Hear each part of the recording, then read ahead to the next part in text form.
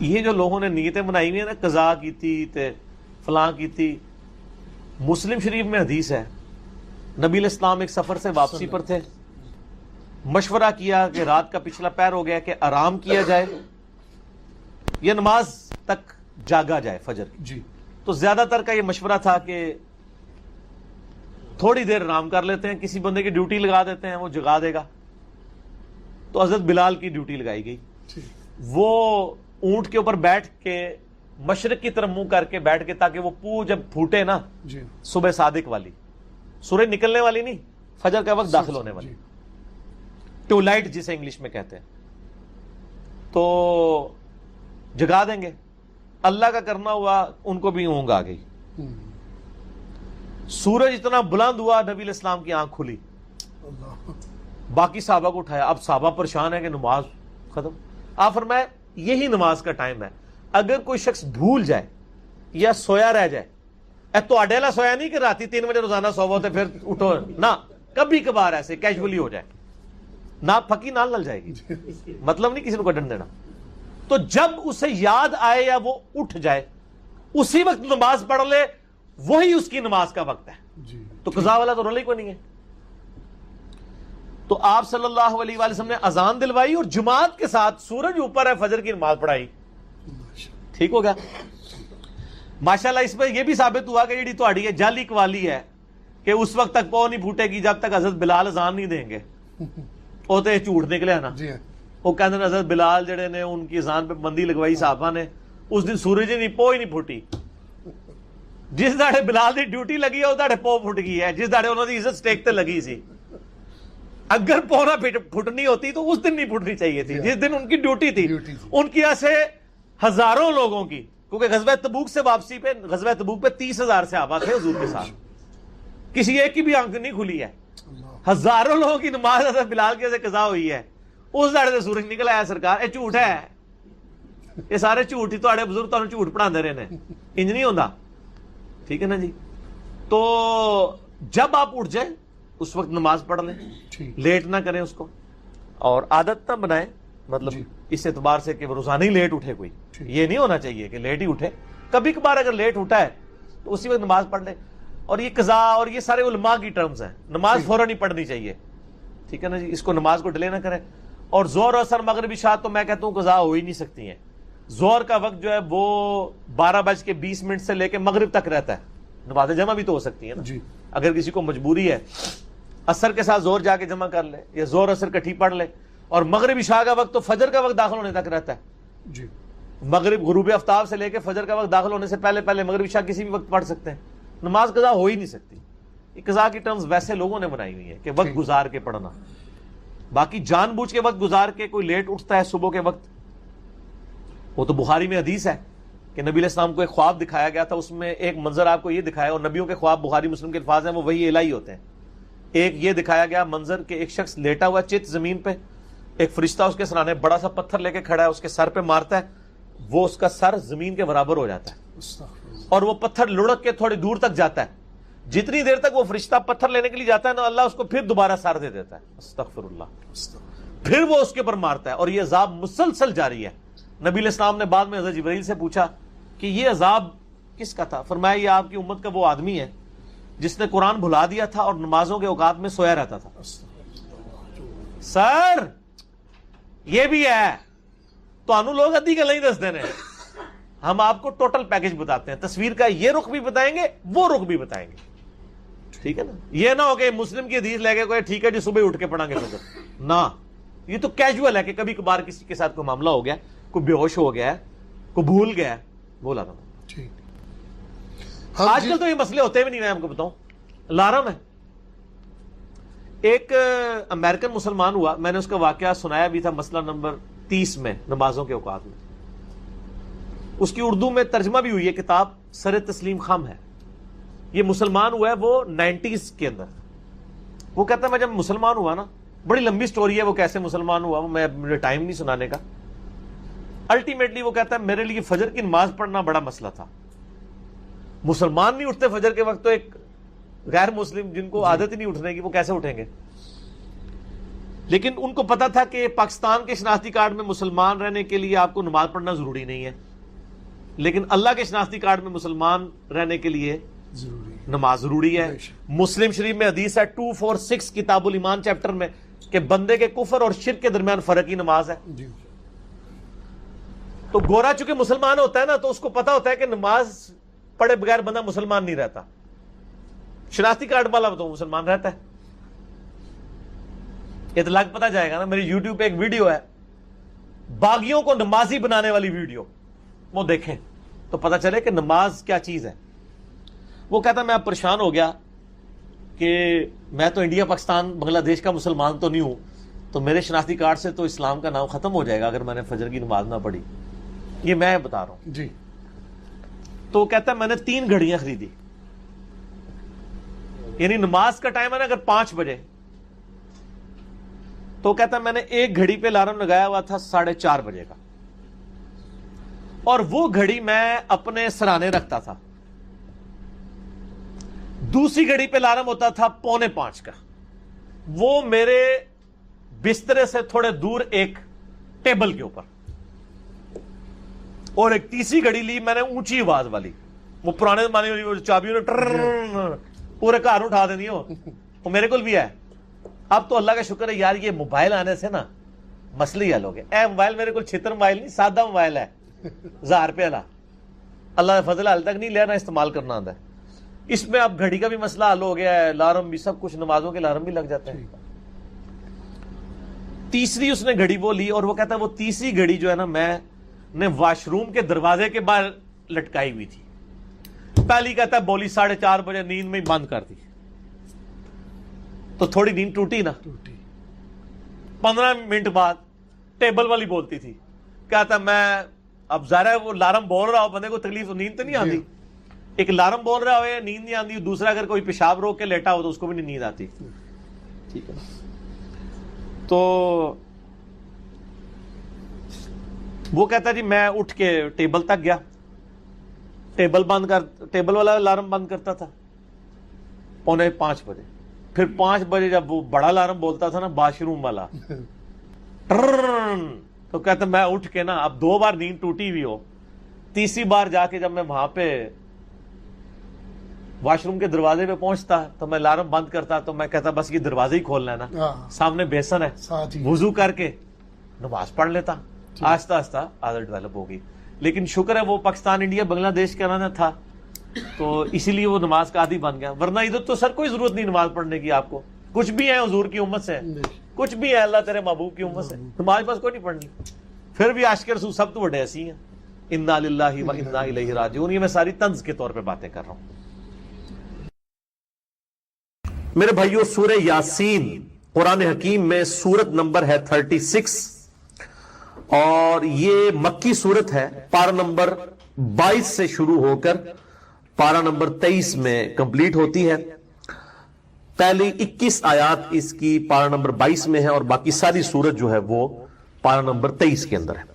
اور ظاہر ہے یہ پاروں کی ڈویژن جو ہے یہ توقیفی نہیں ہے، نبی صلی اللہ علیہ وآلہ وسلم نے تعلیم نہیں فرمائی، یہ بعد میں کی گئی ہے تابعین کے ادوار کے اندر، اس لیے پھر اس میں جو اس قسم کی قباحتیں ہیں صورتوں کے ٹوٹنے والی، یعنی ایک تو ہے کہ بہت آدھا آدھا ہو تو پھر قابل برداشت ہے، جس طرح کہ اب سورۃ الحجر کو دیکھیں، اس کی صرف ایک آیت پارہ نمبر 13 میں ہے، باقی پوری سورت جو ہے وہ پارہ نمبر 14 کے اندر ہے۔ اب وہ ایک آیت سے کیا ایڈوانٹیج لے لیا کسی نے، اگر وہ اس ایک آیت کو صرف کر دیتے تو وہ سورت ٹوٹتی نہ پاروں کی شکل میں۔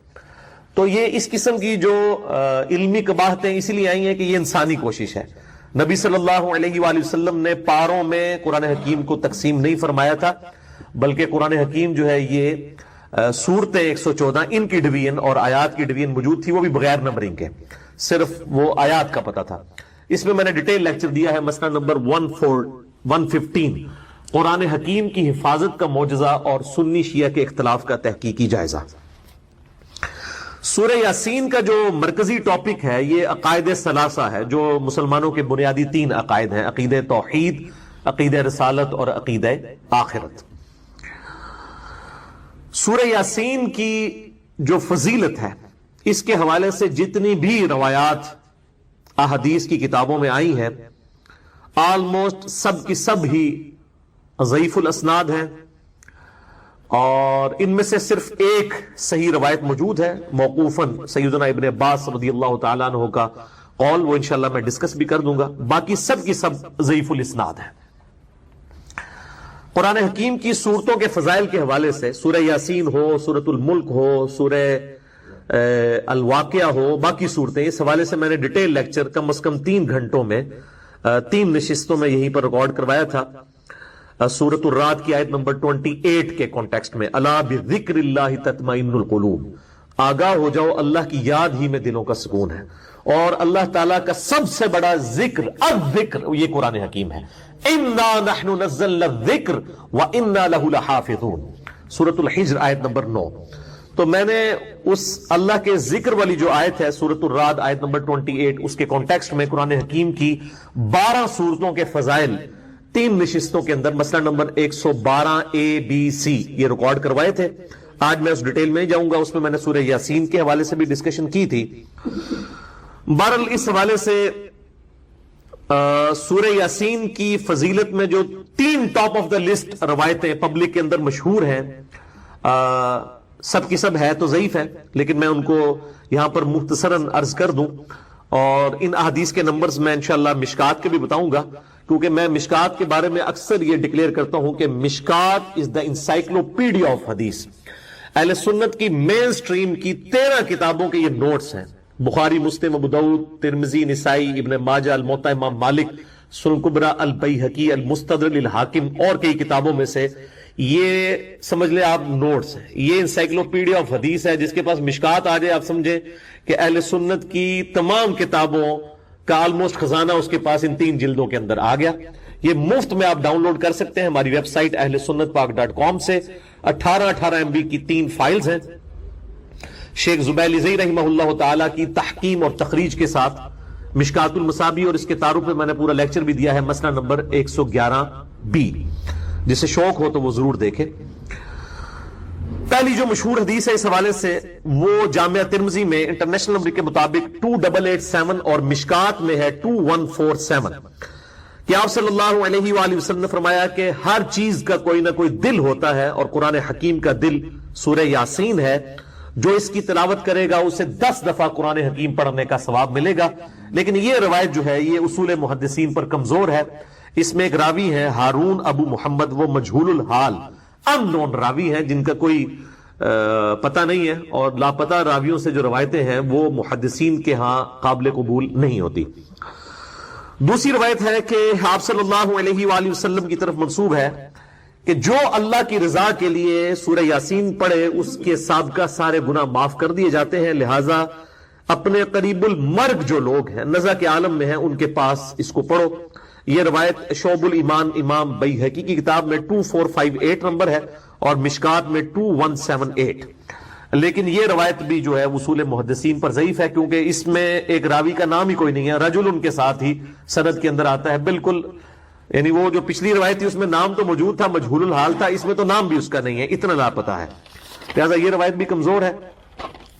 اچھا، مارکیٹ میں سورہ یاسین کے حوالے سے آپ نے دیکھا ہوگا وہ مبینوں والی ایک یاسین مل رہی ہوتی ہے، وہ جتنی مبینیں آتی ہیں نا 7-8، وہ ہر مبین کے بعد اس میں ذکر ایڈ کیے ہوتے ہیں، یہ فیبریکیٹڈ ہے، اس کی کوئی اصل موجود نہیں ہے، اور اس قسم کے وظائف مارکیٹ کے اندر کافی سارے جو ہے وہ ملتے ہیں، جب تک سند صحیح نہ ہو اس وقت تک ان وظائف کے اوپر اپنا ٹائم ضائع نہ کیا جائے۔ تیسری روایت جو مشہور ہے کہ جو شخص دن کے آغاز میں سورہ یاسین پڑھ لے اس کی تمام حاجتیں پوری کر دی جائیں گی، یہ سنن دارمی میں 3461 ہے، اور مشکات میں 2177، یہ بھی مرسل روایت ہے۔ سیدنا عطا بن ابی رباح وہ تابعی ہیں اور ڈائریکٹ نبی صلی اللہ علیہ وآلہ وسلم سے بیان کر رہے ہیں، اور تابعی جب کوئی بات نبی صلی اللہ علیہ وآلہ وسلم کے ریفرنس سے ڈائریکٹ بیان کرے اور اس میں سند نہ ہو تو وہ مرسل چھوٹا ہوا واسطہ مانا جاتا ہے، منقطع روایت ہوتی ہے۔ لیکن یہ جو سنن دارمی کی حدیث ہے 3461، اس سے بالکل اگلی روایت جو ہے وہ بالکل صحیح سند کے ساتھ ہے سورہ یاسین کے بارے میں ہی، اور وہ ہے سنن دارمی میں 3462۔ یہ میں دارمی کا وہ نمبر بتا رہا ہوں جس کا PDF عام ہمارا جو ہے وہ گوگل کے اندر سرچ کرنے سے مل جائے گا آپ کو، سنن دارمی میں 3462، اور اس کی تحکیم جو ہے وہ شیخ سلیم حسین اسد نے کی ہے، انہوں نے بھی اس کو روایت کو صحیح کہا. شیخ زبیلی زئی رحمہ اللہ تعالی نے ایک پورے سورہ یاسین کے فضائل کے حوالے سے مضمون لکھا ہے جس میں 14 روایتیں جو یاسین سے ریلیٹڈ تھیں سب کی اسناد کے اوپر بحث کی کہ یہ ضعیف ہیں، البتہ ایک روایت کے اوپر انہوں نے صحیح کا حکم لگایا اور وہ یہی ہے سنن دارمی 3462. اگر ایک آدمی 100 بار سورہ اخلاص پڑھے تو نماز ہو جائے گی، کیا صحابہ کرام سے یہ ثابت ہے؟ ایسا تو کوئی نہیں ملتا، صرف یہ ملتا ہے بخاری مسلم میں کہ ایک صحابی تھے جو ہر نماز کی ہر رکعت میں سورہ اخلاص پڑھتے تھے. تو نبی الاسلام کو شکایت کے طور پہ بتایا گیا، آپ نے اس کو بلایا، پوچھا کیوں ایسا کرتے ہو؟ تو انہوں نے کہا اس میں رحمان کی صفت بیان ہوئی ہے. تو نبی الاسلام نے اس کی تحسین فرمائی، اس نے کہا مجھے یہ اچھا لگتا ہے میں اپنے رب کی تعریف بیان کروں. تو نبی الاسلام نے اس پہ ان کو خوشخبری دی. ہاں کیا نہیں، میں جواب تو دے لوں میرے بھائی، پورا جواب. ہاں جی مجھے سوال سمجھ آ گئی، میں کر لیتا ہوں. اچھا، تو نبی الاسلام نے اس پہ یہ بشارت دی کہ اللہ تعالیٰ بھی تم سے محبت کرتا ہے. باقی رہ گیا 100 بار سورہ اخلاص پڑھنا تو نماز ہو جائے گی. جی نماز ہو جائے گی، اس میں تو کوئی نہیں، وہ سورہ اخلاص ہی پڑھ رہا ہے، ایک سے زیادہ پڑھ رہا ہے، کوئی مسئلہ نہیں ہے. قرآن ہی پڑھ رہا ہے، اور قرآن میں اگر صورتوں کو بار بار ریپیٹ کرنے کی اصل بخاری مسلم میں ہے کہ ایک صحابی ہر رکعت میں سورہ اخلاص پڑھتے تھے، ایک سے زیادہ دفعہ پڑھیں بالکل کوئی مسئلہ نہیں ہے، ہو جائے گی نماز. اگر وہ کہتے نہیں ہوگی تو دلیل اس نے پیش کرنی ہوگی. جو چیز اپنی اصل میں موجود ہے، یعنی کہ سورہ فاتحہ کے بعد قرآن پڑھنا، چاہے آپ اس کو ریپیٹ کر کے پڑھتے ہیں، ایک سے زیادہ دفعہ پڑھتے ہیں، ٹھیک ہے، کوئی مسئلہ نہیں، آپ پڑھ سکتے ہیں. اور اس حوالے سے بھی یاد رکھیں، یہ تو سورہ اخلاص تو بہت بڑی چیز ہے جو بخاری مسلم میں آتا ہے. اما عائشہ کہتی ہیں کہ نبی علیہ السلام نے 4 رکعتیں پڑھی تھیں حتیٰ کہ فجر کا وقت ہو گیا تھا.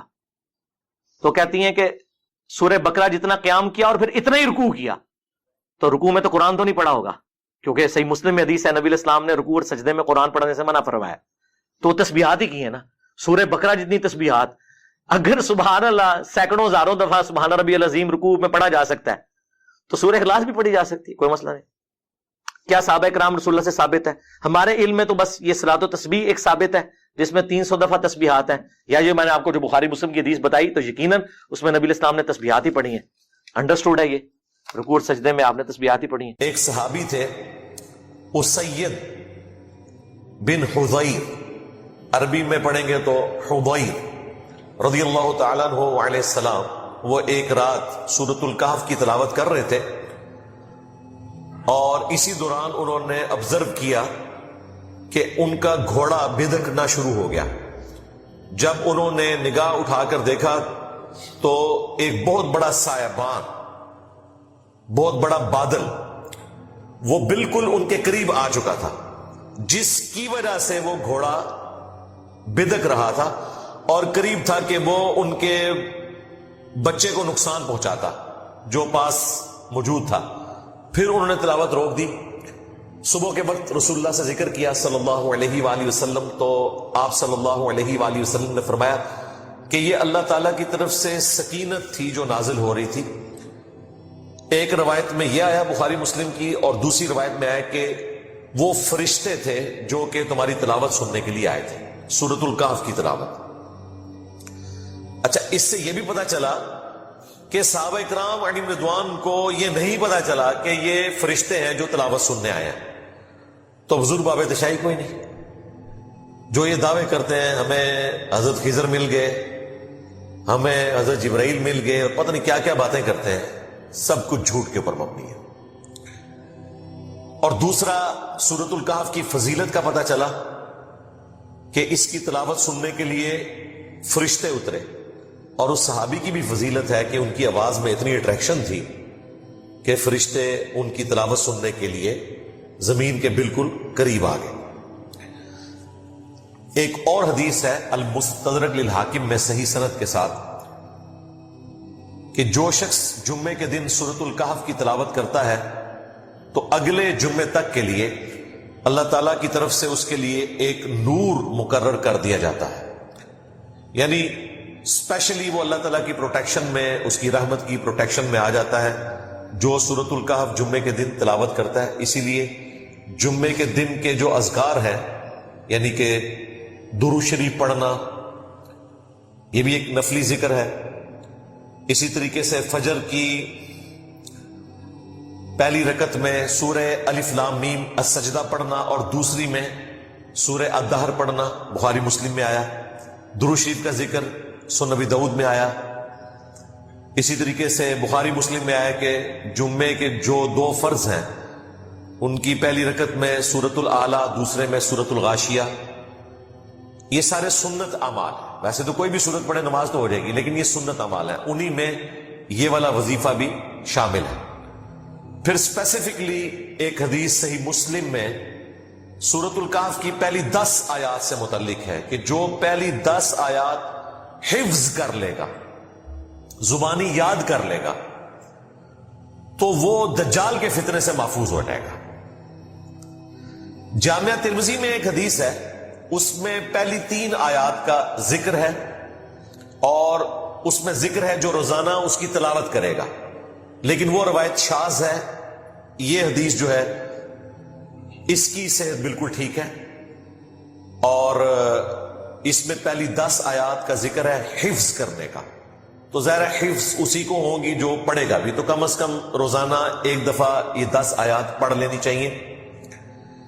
مسلم شریف کی ایک اور حدیث میں آخری 10 آیات کا بھی ذکر موجود ہے، لیکن یہ پہلی 10 آیات والی بات جو ہے یہ زیادہ مضبوط ہے، کیونکہ صحیح مسلم میں ایک اور حدیث ہے جو دجال سے متعلق ایک تفصیلی حدیث ہے. اس میں اللہ کے محبوب صلی اللہ علیہ وآلہ وسلم نے فرمایا کہ جو کوئی بھی دجال کو پائے اپنے زمانے میں اور خدا نخواستہ اس کا آمنا سامنا ہو جائے، تو وہ سورہ الکہف کی پہلی 10 آیات کی تلاوت شروع کر دے تو اللہ تعالیٰ اسے اس فتنے سے بچا لے گا. قرات کے الفاظ ہیں، اس کی قرات کرنی ہے.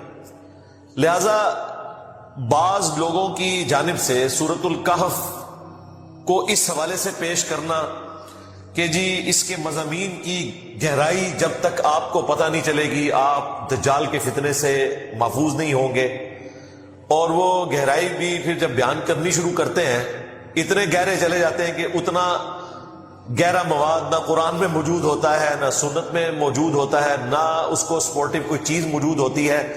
ایسے عجیب و غریب رزلٹ اس میں سے نکالنا شروع کر دیتے ہیں. بس وہ مسلم شریف کی حدیث انہوں نے لے لی کہ جی پہلی 10 آیات فتنے سے بچنے کے لیے ہیں. اس کے بعد انہوں نے پھر وہ چابی ایسی استعمال کی کہ جو دل کیا انہوں نے تالا کھولنا شروع کر دیا، اگرچہ وہ قرآن و سنت میں موجود ہے یا نہیں ہے. بھئی سمپل سی بات ہے کہ مسلم شریف ہی کی دوسری حدیث میں آیا کہ جو دجال کو اپنے سامنے پائے تو ان 10 آیات کی تلاوت کرے، اللہ تعالیٰ فتنے سے بچا لے گا. یہ وظیفے کے طور پر ہے. جس طرح آخری 3 سورتوں کی تلاوت آپ کو جنات سے بچا لیتی ہے، آیت الکرسی کی تلاوت آپ کو جنات کے فتنے سے محفوظ کرتی ہے، سورۃ البقرہ کی آخری 2 آیات کی تلاوت آپ کو جنات کے فتنوں سے محفوظ کرتی ہیں. یہ ساری حدیثیں بخاری مسلم ابو داؤد ترمذی میں موجود ہیں. صبح و شام کے اذکار میں بھی میں نے ڈالی ہوئی ہے. اسی طریقے سے یہ بھی ایک وظیفہ ہے تلاوت کرنے کے پوائنٹ آف ویو سے. اس کا مطلب کسی کو پتا ہے یا نہیں پتا، اور اس کے ساتھ جڑی ہوئی باقی چیزیں اس کو پتا ہے یا نہیں پتا، جو بھی اس کی تلاوت کرے گا اللہ تعالیٰ اسے دجال کے فتنے سے بچا لے گا انشاءاللہ تعالی. باقی دجال کے حوالے سے میں نے تفصیلاً مختلف مواقع کے اوپر گفتگو کی بھی ہے. جب سے یہ کنفلکٹ حماس کا اور اسرائیل کا شروع ہوا، دجال کا فتنہ لکھے، امام محمد مہدی علیہ السلام لکھے، حیات مسیح اور نزول مسیح لکھے، تو میری کئی ایک ویڈیوز کھل جائیں گی. ان میں میں نے فتنہ دجال کو تفصیل سے ذکر کیا ہے. اس سے متعلقہ جتنی احادیث ہیں بخاری مسلم میں، اور عیسیٰ ابن مریم کے ذریعے اس فتنے کا خاتمہ قرب قیامت میں، وہ ساری کی ساری احادیث کور کی ہیں.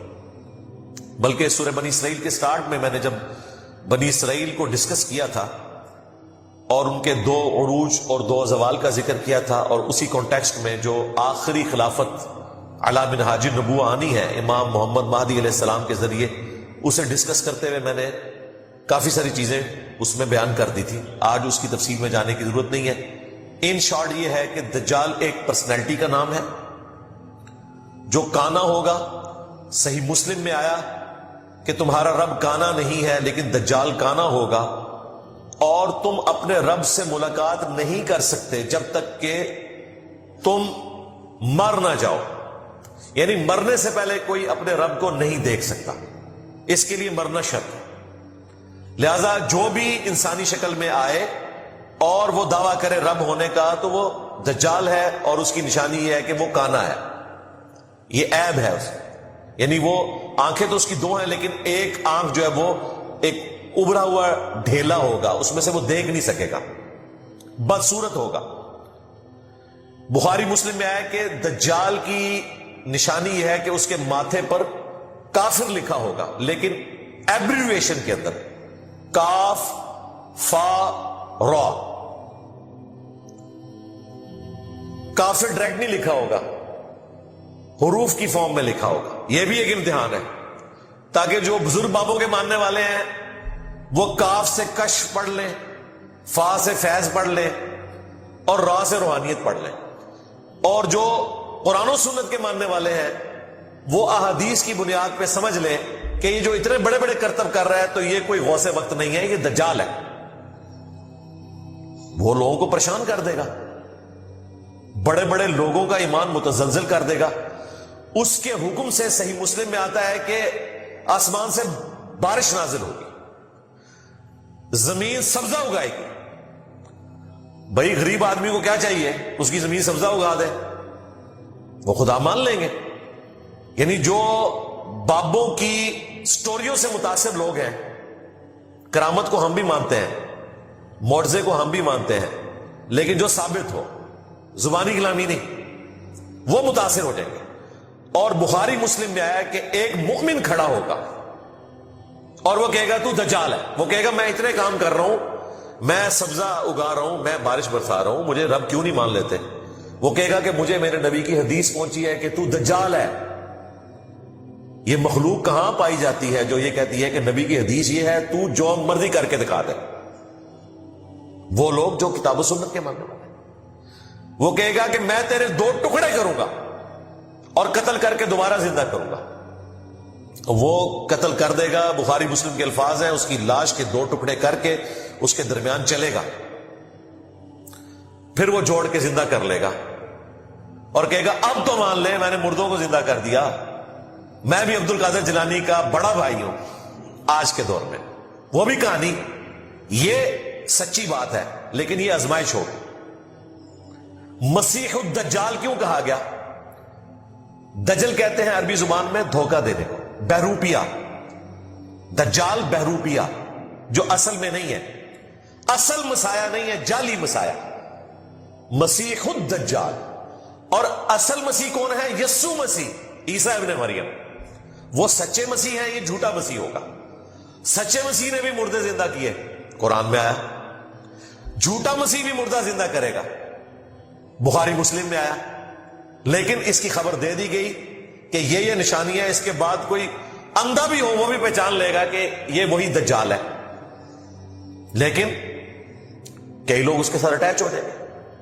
اب وہ مؤمن جب دوبارہ سے زندہ ہوگا اور دجال اسے کہے گا کہ اب تو مان لے، وہ کہے گا کہ تیرے اس عمل نے میرے ایمان میں اضافہ ہی کیا ہے، کیونکہ نبی علیہ السلام نے فرمایا تھا کہ وہ ایک مومن کو قتل کر کے دوبارہ زندہ کرے گا اور دوبارہ اس کے قتل پر قادر نہیں ہوگا. اب تو مجھے دوبارہ نہیں قتل کر سکتا.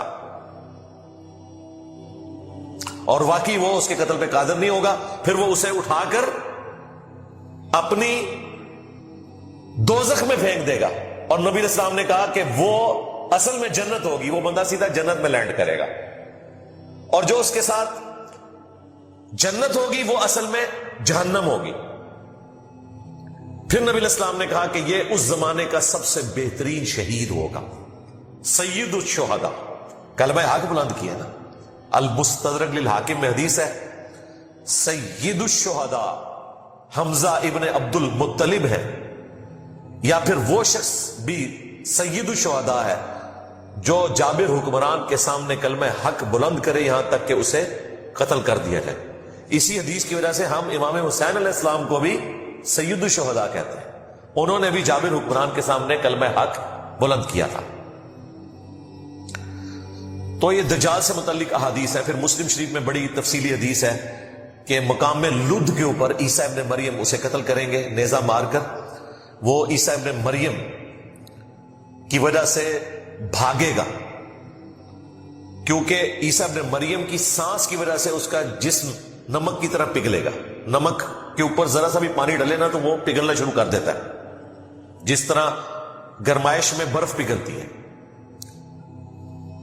اب یہ سب کچھ روحانی طور پر ہو رہا ہے معاملہ، یہ ذہن میں رکھیے گا، کیونکہ دجال اتنا بڑا فتنہ ہے کہ اسے دنیا کی کوئی تلوار کوئی بم قتل نہیں کر سکتا. عیسیٰ ابن مریم اسے قتل کریں گے اللہ تعالیٰ کی غیر معمولی طاقت کی وجہ سے. عیسیٰ ابن مریم